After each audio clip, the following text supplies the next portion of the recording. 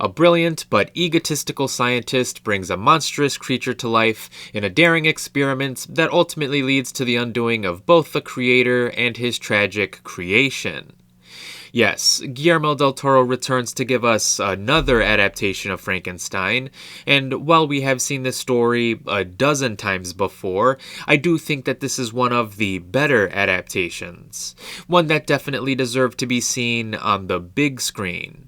So it's a shame that Netflix didn't give this film a wide theatrical release, because Guillermo del Toro's Frankenstein is a beautiful movie, probably one of his best looking films to date. Plus, on top of the stunning cinematography and beautiful imagery, the performances are undeniably great, the action sequences are delightfully violent, and the themes are inherently fascinating. So it's easy to see why Del Toro wanted to adapt this book in the first place. It perfectly fits into his wheelhouse of focusing on tragically misunderstood characters.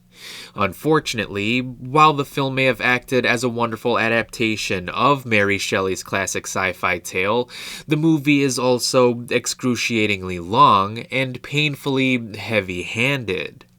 Victor Frankenstein is the real monster in this fable. I get it. I don't need to be spoon-fed the themes here, especially since the cast does a fantastic job of getting the themes across through their performances.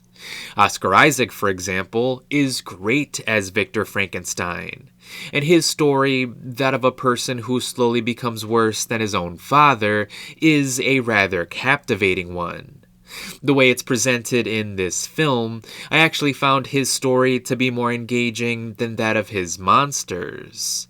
But I was also engaged by everyone in this cast, and it isn't hard to see why, since the cast is comprised of incredibly talented actors like Mia Goth, Christoph Waltz, Charles Dance, David Bradley, Lars Mikkelsen, and of course, Jacob Elordi. I think it's weird that Jacob Elordi's creature looks less like a monster and more like an engineer from Prometheus, but I also think the design works, funnily enough, since Frankenstein is the story of the modern Prometheus. Though this story isn't exactly a modern one anymore, but that's besides the point.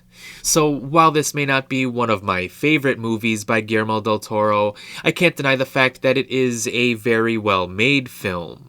It's one of the better gothic romantic dramas that I've seen, at least, and that's exactly why, even in spite of my issues with it, Frankenstein would still get a mild recommendation from me. But be sure to let me know what you thought of Frankenstein, and as always, thanks for watching.